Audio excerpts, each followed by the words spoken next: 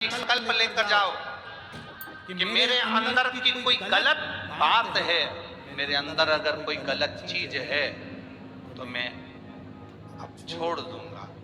मैं बाबा का रुद्राक्ष गले में धारण करूंगा, मैं बाबा का चढ़ा हुआ जल पीऊंगा, तो मैं गलत भोजन, गलत मांसाहार नहीं करूंगा। मैं गलत भोजन नहीं करूंगा, मैं गलत चीजों का धारण नहीं करूंगा। ये हमारे चित्त वृत्ति में आना चाहिए, हमारे विचारों में आना चाहिए।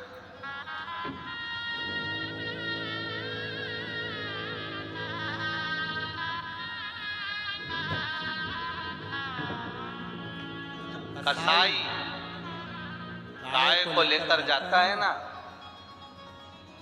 गाय सब दूर देखती है, सब जगह। कोई मुझे बचा सकता है? रोती भी है, बिलखती भी, सब जगह। कोई मुझे बचा सकता है? कोई मुझे रोक सकता है? पर उसको कोई निर्णय नहीं मिलता, तब रोती है। अश्वी माता लक्ष्मी आज घोड़ी का स्वरूप धारण करी है, माता लक्ष्मी आज अश्वी का स्वरूप धारण करी है। और माता लक्ष्मी जब घोड़ी बन गई, अश्वी बन गई, आंख में से आंसू जो गिर रहा था, वो आंसू देवादिदेव महादेव के शिवलिंग पर, जो पार्थिव शिवलिंग का निर्माण माता लक्ष्मी ने करा था, उस शिवलिंग पर अश्वी घोड़ी बनी। माता लक्ष्मी की आंख के आंसू गिर रहे थे।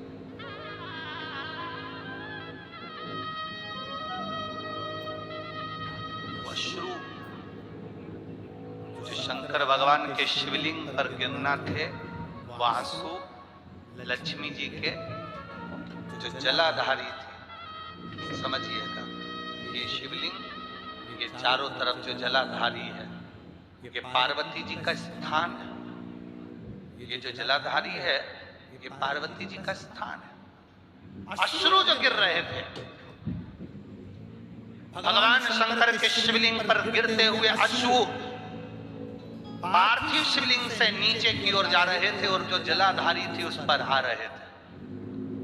आप लोग जब जल चढ़ाते होगे, शंकर के शिवलिंग पर चढ़ा हुआ जल भी जलाधारी पर आता होगा। आता है कि नहीं आता? जम के तो बोलो जरा, आता है ना? शिव जी पे चढ़ा हुआ जल जलाधारी पर क्यों आता है? इस जल को डायरेक्ट बाहर क्यों नहीं निकाल दिया जाता है? शंकर का शिवलिंग अकेला क्यों नहीं रखते? उसको जलाधारी के साथ ही क्यों रखते? कभी कभी हम नर्मदेश्वर शिवलिंग लेकर आ जाते हैं, अकेला शिवलिंग रहता है, उसको कटोरी में रख लेते हैं। अकेला शिवलिंग रहता है, हम उसको कपड़े की चोमली बनाकर रख लेते हैं। अकेला शिवलिंग रहता है, हम उसको कहीं पर भी रख लेते हैं। पर उसको जलाधारी पर क्यों रखा जाता है? जलाधारी पर रखने का कारण क्या है? तो महालक्ष्मी शिव महापुराण की कथा कहती है, जब हम शंकर भगवान के शिवलिंग को जलाधारी पर रखते हैं, जल चढ़ाते हैं, वो जल नीचे जलाधारी पर आता है। उसका जलाधारी पर आने का कारण केवल इतना है क्योंकि मेरे देवादिदेव महादेव ज्यादा से ज्यादा समय तब साधना में लगे रहते हैं, उनके नेत्र बंद रहते हैं, वो साधना में लगे रहते हैं। हम जो जल महादेव को चढ़ाते हैं, वो जल जब नीचे जलाधारी पर आता है, वो जलाधारी मां जगतजननी जगदम्बा अम्बा दुर्गा भवानी का स्थान है। शिव जी हमको नहीं देख पाते हैं तो मां जगत धात्री 64 योगिनी हमारे ऊपर कृपा दृष्टि कर देती हैं और शिव जी से कह देती हैं। वो जो जल का महत्व है, वो जल जो शंकर भगवान पर चढ़ा, जलाधारी पर आया, और उस जल के महत्व को हम जाने कि हम नहीं कह पाए, पर वो जगत जननी के ऊपर जब जल जाता है शिव जी का चढ़ा हुआ, तब जगत धात्री दुर्गा भवानी स्वयं शिव जी से कहती हैं, ये रोज आती है, रोज रोती है, रोज जल चढ़ाती है, रोज प्रार्थना करती है। इसको तुम्हें स्वीकार करना पड़ेगा, इसका कल्याण करना पड़ेगा। रोज करती है। चलो और सरल भाषा में समझ जा मेरी धोलिया की जीजियों, बहुत सरल भाषा में समझो। अगर ये समझ में नहीं आए तो सरल भाषा में ही समझो। तुम्हारे घर में काम करने वाली जो नौकरानी हो, सेविका हो, दासी हो, वो कभी सेठ जी से नहीं कहती कि मुझे 500 रुपए की जरूरत है। बोलो सही है कि गलत है? जम के बोलो जरा, सही है। वो किससे कहती है? बोलो बोलो बोलो, जम के बोलो जरा। जो काम करने वाली होती है, अगर वो काम कर रही होती है, वो सेठ जी से नहीं कहती कि मुझे 500 की जरूरत है, कि 10,000 की जरूरत है, कि 5,000 की जरूरत है, कि 600 रुपए की जरूरत है। वो किससे कहेगी? सीधे सेठानी जी से। भाभी जी, माता जी, जीजी, ओ जीजी, बच्चे की फीस जमा करना है, क्या मुझे 600 रुपए दे दोगी? सेठानी चिल्ला के दौड़ती है, अभी तो दी थी तेरे को अगले महीने में, फिर मांगने आ गई तू? जी जी, अब किसके पास जाऊं? आप ही तो हो ना, मैं किससे कहूंगी? कहूंगी तो आपसे। जी आप दे दोगी ना?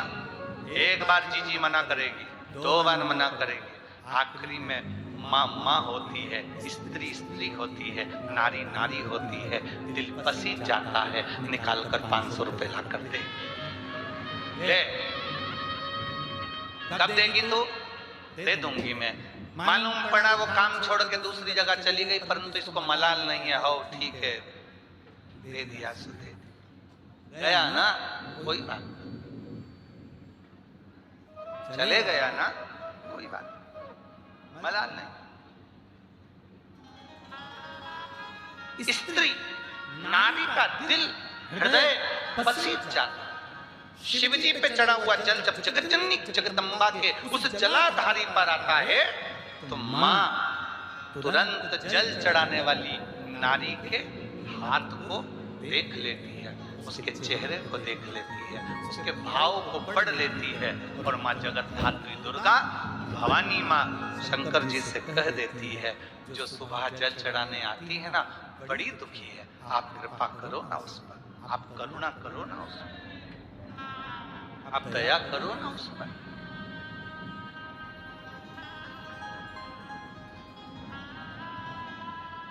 आप कृपा करो। और दरबार है भोले का, भोले दर्द मिटाते हैं। ये शिव का द्वार है। पार्वती जी शिव जी से कहती है, तुम्हारे दरवाजे पर कोई जल चढ़ाने आया, तुम्हारे दरवाजे पर कोई एक लोटा जल समर्पित करने आया, उसके दुख को देखकर आप दुखी होना है, आप कैसे ना माने?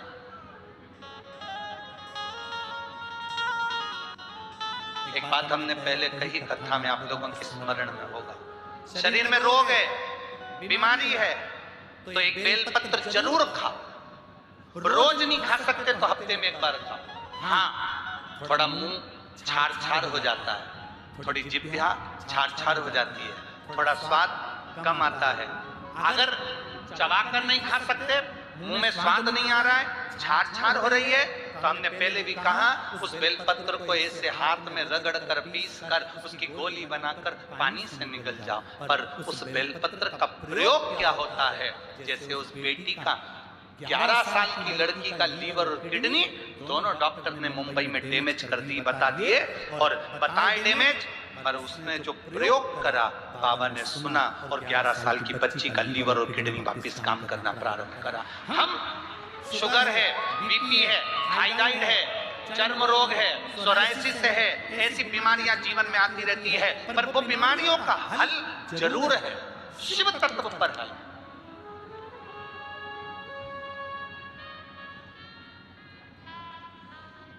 ये रुद्राक्ष का पानी कोई नहीं पीता था, कोई नहीं जानता था कि रुद्राक्ष का पानी भी पिया जाता है। रुद्राक्ष को तांबे के लोटे में गलाकर शिवजी को चढ़ाकर उस पानी को, सीहोर का रुद्राक्ष मिल जाए तो उस पानी को पिया जाता है। सीहोर का रुद्राक्ष बाहर तक गया, काशी तक गया, और रिसर्च करा गया कि आखिर रुद्राक्ष के जल से कैंसर कैसे ठीक हो रहा है। आपने भी अखबार की रिपोर्ट पढ़ी होगी कहीं ना कहीं, कैंसर कैसे ठीक हो रहा है, रुद्राक्ष के जल से लीवर किडनी कैसे ठीक हो रहा है। रिसर्च करा गया, 14 चूहों पर, जिन चूहों को कैंसर हो गया था, उन चूहों पर, कैंसर वाले चूहे पर रिसर्च करा गया, और रुद्राक्ष का जल का प्रयोग करा गया, तब रिसर्च सेंटर में रिसर्च में निकला कि रुद्राक्ष का जल इतना कारगर है कि कैंसर को भी समाप्त कर सकता है। वो बल है उस रुद्राक्ष। स्त्रियां कहती हैं कि हम रुद्राक्ष पहन सकते हैं, हम रजस्वला हो जाते हैं। स्त्रियां कहती हैं हम गर्भ धारण करते हैं, रुद्राक्ष पहन सकते हैं। बेटियां कहती हैं हम रुद्राक्ष पहन सकते हैं, बेटे कहते हैं हम रुद्राक्ष पहन सकते हैं। शिव महापुराण की कथा कहती है जिसके शरीर के इस भाग के अंतर्गत हृदय के नजदीक में रुद्राक्ष, जिसके गले में लाल धागे में हो, चाहे स्वर्ण में हो, चाहे चांदी में हो, चाहे जिस भाव से आप रुद्राक्ष को धारण कर रहे हो, भले लाल धागे में पहन रहे हो, अगर एक रुद्राक्ष सीहोर का तुम्हारे पास में है या रुद्राक्ष तुम्हारे गले में डला हुआ है, तो इतना विश्वास रखना कि कोई बड़ी बीमारी तुम्हारे करीब में आ नहीं सकती जब तक रुद्राक्ष तुम्हारे करीब। लोग रुद्राक्ष कब पहनते हैं? जब बीमारी आ जाती है। फिर पंडित जी से पूछते हैं महाराज जी बताओ क्या करें? तो महामृत्युंजय का अनुष्ठान करवा लो, रुद्राक्ष की माला पहन लो, रुद्राक्ष धारण कर लो। कौन सा मुखी पहनूं? 1 मुखी पहनूं, 5 मुखी पहनूं, 7 मुखी पहनूं, 10 मुखी पहनूं, 14 मुखी पहनूं, 21 मुखी पहनूं? शिव महापुराण की कथा कहती है 1 मुखी से लेकर 21 मुखी तक रुद्राक्ष होते हैं। शिव महापुराण में 14 मुखी तक रुद्राक्ष बताए गए हैं। ये जरूरी नहीं कि 1 मुखी पहनूं कि 2 मुखी पहनूं, जो बाबा तुमको दे दे रुद्राक्ष तुम्हारे पास आ जाए। ये नहीं कि बीमार हो तब रुद्राक्ष पहनो, बीमार हो तब रुद्राक्ष धारण करो। कोरोना की वैक्सीन तुमको लगाई इसलिए थी कि तुम बीमार नहीं हो, बचे रहो। परंतु लोग रुद्राक्ष कब पहनते हैं? जब बड़ा रोग आ जाता है तब रुद्राक्ष पहनते हैं। बड़ी बीमारी आ गई तब पंडित जी से महामृत्युंजय का जाप करवाते हैं। जब बड़ी बीमारी आ गई तब मंदिर जाना चालू करते हैं। आप अगर पहले से वैक्सीन लगवाए होते तो कोरोना कितना भी आ जाए निकल कर चले जाता, तुझे कुछ नहीं। रुद्राक्ष पहले से धारण करो। मंत्र श्री बोलो, बोलो जम के बोलो जरा, श्री शिवाय नमस्तुभ्यम। चलते फिरते जपते रहो। फोन उठाओ तो मुख से बोलो श्री शिवाय नमस्तुभ्यम। बोलना चाहिए। क्यों बोलना चाहिए? हम बोलेंगे तो उसके कानों में जाएगा, कानों में जाएगा तो उसके अंदर कोई विकार होगा तो मिट जाएगा। हम जाते जाते बोले श्री शिवाय नमस्तुभ्यम, हम काम करते करते बोले श्री शिवाय नमस्तुभ्यम, भोजन बनाते बनाते बोले श्री शिवाय नमस्तुभ्यम। एक प्रैक्टिकल कर देखा राजस्थान की सरकार ने, एक प्रैक्टिकल कर देखा राजस्थान की गौशाला वालों ने। एक बीमारी होने लगी गायों को जिसको लिम्पी कहा गया। बोलो हुई कि नहीं? राजस्थान में एक बीमारी चालू हो गई, सारी दूर फैलने लगी, लिम्पी की बीमारी, गाय बीमार होने लगी। तो राजस्थान की गौशाला वालों ने प्रयोग करा, रोटी बनवाई। उस रोटी में बेलपत्री के सूखे पत्ते मंदिरों से ला कर पीस कर मिला दिए और रोटी बनाते समय उन्होंने माइक लगा दिया रोटी बनाने वाली जगह पर, जिसमें मंत्र बोला जा रहा था श्री शिवाय नमस्तुभ्यम। जहां रोटी बन रही थी उस जगह मंत्र चल रहे थे। बेलपत्री का चूरा मिलाया गया, रोटी तैयार करी गई, शंकर भगवान पर चढ़ी हुई हल्दी उसमें मिलाई गई और उस शंकर जी पे चढ़ा हुआ पानी उठाकर उस रोटी में मिलाया गया और गायों को देना चालू करा। मालूम पड़ा 20 दिन के अंदर गाय ठीक होना प्रारंभ हो गई, लिम्पी की बीमारी समाप्त हो गई। बीमार होगे तब रुद्राक्ष पहनोगे क्या? बीमार होगे तब मंत्र जाप करोगे क्या? नहीं। चलते फिरते काम करते आते जाते मुख से भगवान का नाम लेते हुए चलो श्री शिवाय जपते चलो, स्मरण करते चलो। जब जपोगे स्मरण करोगे तो उसका सुख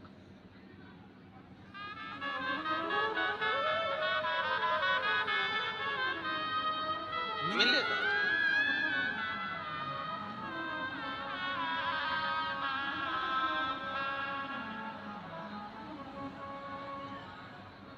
रावण को बाबा तूने लंका दिया,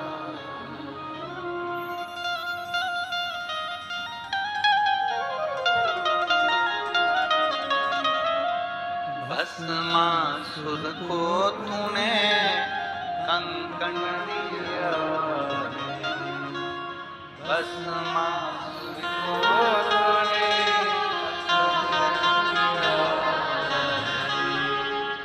उसी ने तेरा पीछा किया भोले बाबा, उसी ने तेरा पीछा किया भोले बाबा। मतवाले रखवाले बमा बम भोले शंकर, गले में नाग भयंकर बमा बम भोले शंकर, गले में नाग भयंकर। ओ बमा बम भोले शंकर, गले में नाग भयंकर बमा बम भोले शंकर, गले में नाग भयंकर। विपदा हमारी हर लो त्रिपुरारी भोले बाबा, विपदा हमारी हर लो त्रिपुरारी भोले बाबा, विपदा हमारी हर लो त्रिपुरारी भोले बाबा, विपदा हमारी हर लो त्रिपुरारी भोले बाबा। रख लेना मतवाले बमा बम भोले शंकर, गले में नाग भयंकर बमा बम भोले शंकर, गले में नाग भयंकर।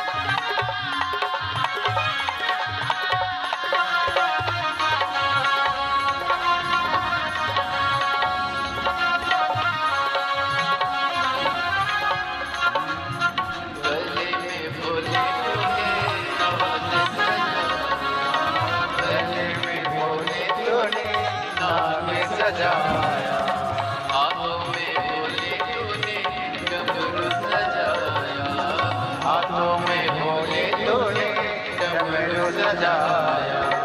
कष्ट मिटाए तुमने भक्तों के रखने वाले, कष्ट मिटाए तुमने भक्तों के रखने वाले। मतवाले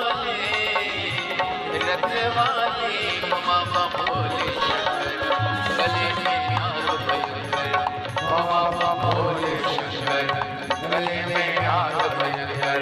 विपदा हमारी हर लो त्रिपुरारी भोले बाबा। विपदा हमारी हर लो त्रिपुरारी भोले बाबा। विपदा हमारी हर लो त्रिपुरारी भोले बाबा। विपदा हमारी हर लो त्रिपुरारी भोले बाबा। मतवाले रखवाले पमा पम भोले शंकर गले में नाग भयंकर। पमा पम भोले शंकर गले में नाग भयंकर। पमा पम भोले शंकर गले में नाग भयंकर। पमा पम भोले शंकर गले में नाग भयंकर। हरि ओम।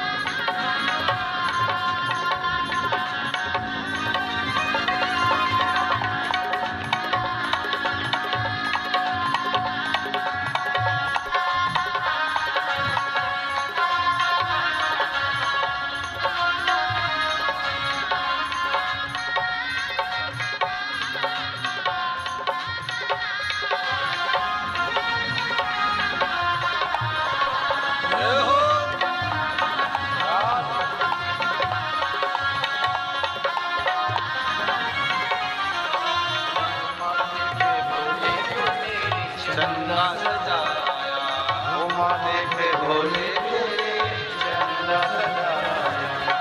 कानों में भोले तूने कुंडल सजाया। कानों में भोले तूने कुंडल सजाया। टुकड़े मिटाए तुमने भक्तों के रखवाले। टुकड़े मिटाए तुमने भक्तों के रखवाले। मतले वाले रखने वाले पमा भोले शंभो पमा भोले शंकर गले में नाग भयंकर। विपदा हमारी हर लो त्रिपुरारी भोले बाबा। विपदा हमारी हर लो त्रिपुरारी भोले बाबा। विपदा हमारी हर लो त्रिपुरारी भोले बाबा। विपदा हमारी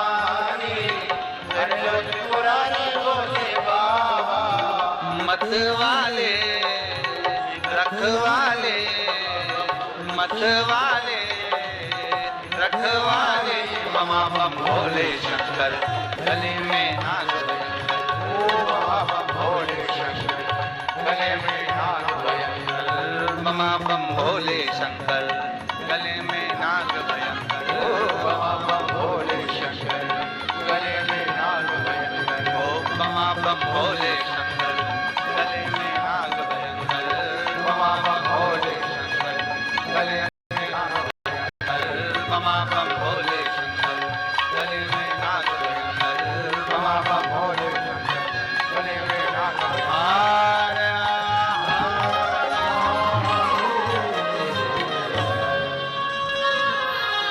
अपने स्थान पर बैठकर भगवान देवाधिदेव महादेव से अपने हृदय की बात दिल से बाबा देवाधिदेव महादेव से भाव से कहें। जहाँ जगह मिले वहाँ बैठो और हृदय से भगवान शिव जी से अपने मन की बात करो। जहाँ जगह मिले वहाँ बैठो।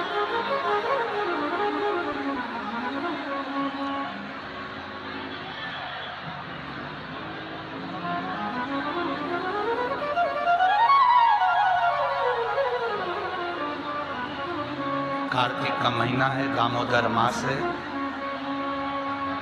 शिव महापुराण की कथा है। जहां जगह मिले वहां बैठकर दिल से बाबा से प्रार्थना करें। श्री शिवाय नमस्तुभ्यं। श्री शिवाय नमस्तुभ्यं। श्री शिवाय नमस्तुभ्यं। श्री शिवाय नमस्तुभ्यं। श्री शिवाय नमस्तुभ्यं। भोला सब दुख काटो माया। ओ भोला सब दुख काटो माया। शिव शंकर जब तेरी माला। भोले बाबा जब तेरी माला।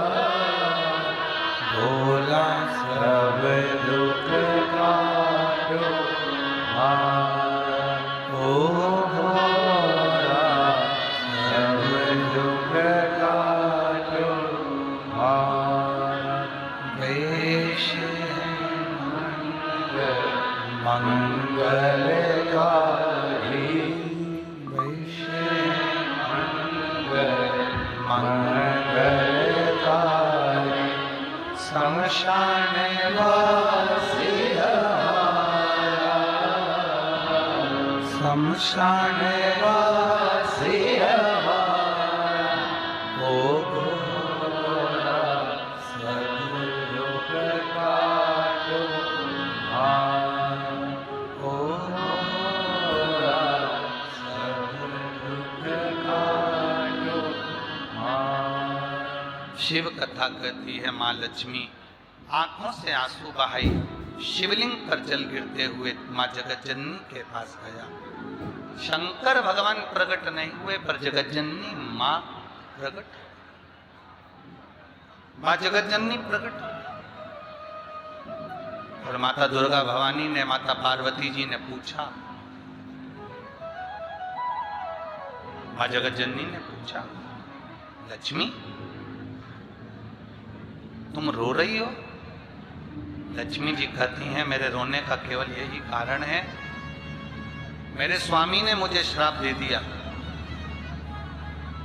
मैं मृत्युलोक में आ गई, अश्वी बन गई, घोड़ी बन गई, पर बस इतनी सी प्रार्थना है पार्वती, हे मां मेरा निवेदन केवल इतना सा है कि शीघ्र मेरे स्वामी भगवान नारायण मुझे प्राप्त हो।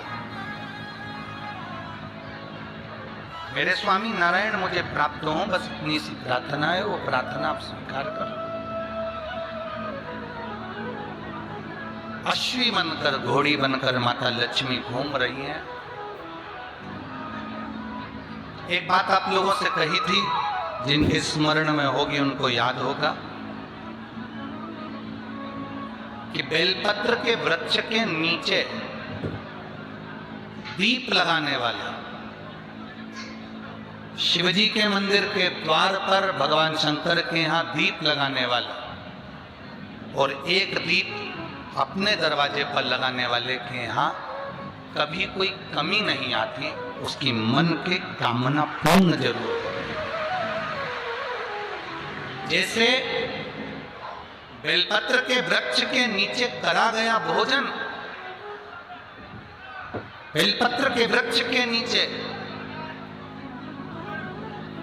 हम तो यहां तक कहेंगे जिसके यहां पर 25 साल 30 साल तक औलाद नहीं हुई हो, 30-30 साल हो गए हो, 25-25 साल हो गए हो, क्योंकि इस व्यासपीठ ने तो यहाँ तक देखा है कि माँ 45 से 50 साल तक की स्त्री भी बाबा का भजन कर कर संतान का सुख पाई।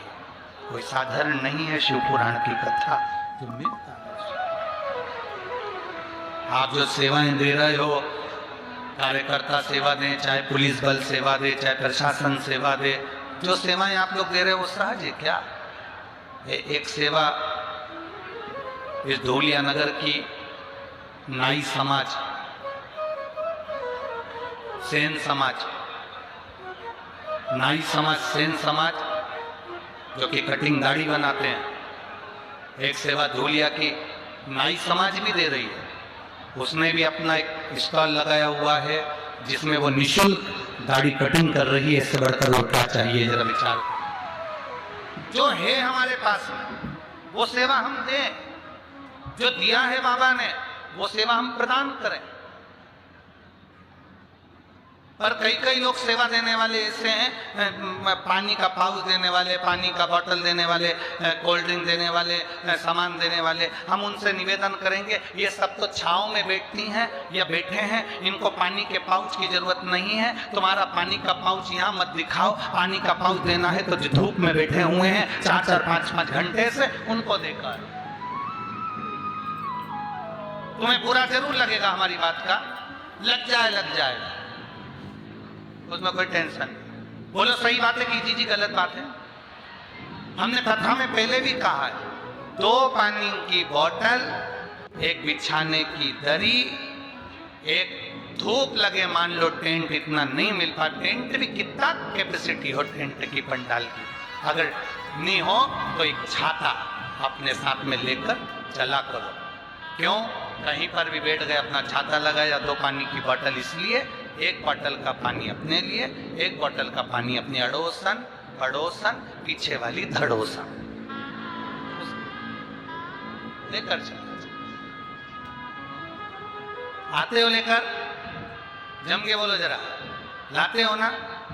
तुम्हें पानी के पाउच की जरूरत तो नहीं ना? पानी के पाउच की जरूरत किसको? जो धूप में बैठे हैं 4-4, 5-5 घंटे से। कथा चालू हुई है 1 बजे, वो लोग जगह संभाल कर बैठते हैं सुबह 9 बजे से, धूप में तपते रहते हैं, छोटे छोटे बच्चे उनके साथ रहते हैं। तो प्रार्थना है आपसे, यहाँ पानी के पाउच की या बोतल की मेरी जीजियों को, ये मेरे मन से कह रहा हूँ, मेरा विश्वास है मेरी बहनों पर, वो इनका चेहरा देखकर कह सकता हूँ कि इनको तुम्हारे पानी की पाउच और बोतल की जरूरत नहीं, धूप वालों को जरूरत है, जो धूप में बैठे उनको दो, उनको प्रदान करो, उसका एक सुख आपको मिलेगा। मैं सेन समाज को, नाई समाज को, धौलिया नगर के इन सेवादारों को बहुत बहुत धन्यवाद देता हूं, जिन्होंने अपनी सेवा प्रदान, जो दे मालिक, जो भगवान दिया है उसकी सेवा आप दो, करो।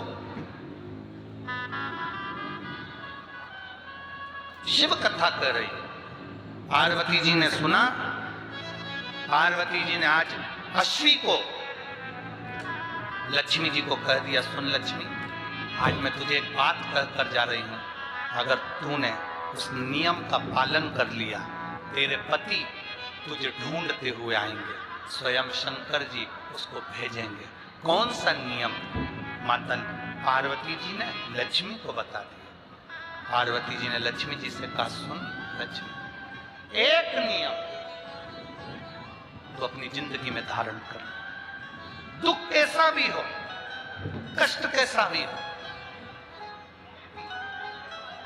बेटियां कहती हैं हमारा पति अच्छा नहीं है, हम तलाक लेंगे। लड़का कहता है मेरी पत्नी अच्छी नहीं, मैं तलाक लूंगा। वो कहती है मेरी सास बुरी, मैं तलाक लूंगी, मुझे इस घर में नहीं रहना। सब कुछ देखकर, भालकर, समझकर शादी करी जाती है, संबंध जोड़ा जाता है। और उसमें भी अगर बेटा बेटी सही से नहीं रहते, परिवार में क्लेश होता है, या हमारे जीवन में धन की कमी या दुख या परेशानी या रोग या तकलीफ कितनी भी, जो पार्वती जी ने लक्ष्मी जी को जो उपाय बताया दुख मिटाने का, वो महालक्ष्मी शिव महापुराण की कथा जो यहाँ चल रही है धूले में, महाराष्ट्र में, उस उपाय को आप भी अपनी जिंदगी में धारण करो। पार्वती जी ने कहा, सुनो लक्ष्मी, तुम भूल जाओ कि तुम्हें तुम्हारे पति ने श्राप दिया। किसी ने ठोकर मारी, आप उसे भूल जाओ कि किसी ने ठोकर मारी। किसी ने गाली दे दी, आप उसे भूल जाओ कि किसी ने आपको गाली दी। कथा में पहले कहा था आपको, रेस में दौड़ने वाले घोड़े को ये नहीं मालूम रहता कि मैं कंपटीशन में खड़ा हूं, मैं रेस में खड़ा हूं, ये घोड़े को नहीं मालूम। घोड़े का मालिक घोड़े को खूब मारता है, पिंच होता है, घोड़े को दर्द होता है, कष्ट होता है, तो घोड़ा दौड़ता है।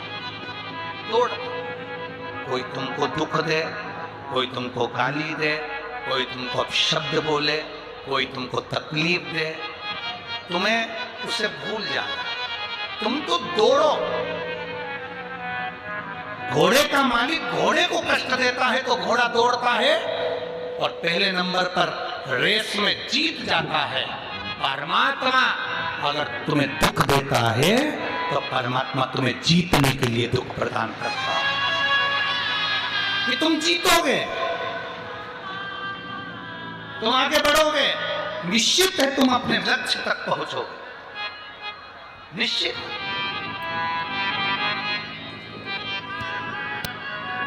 तुम अपनी मंजिल तक पहुंचोगे, ये निश्चित है।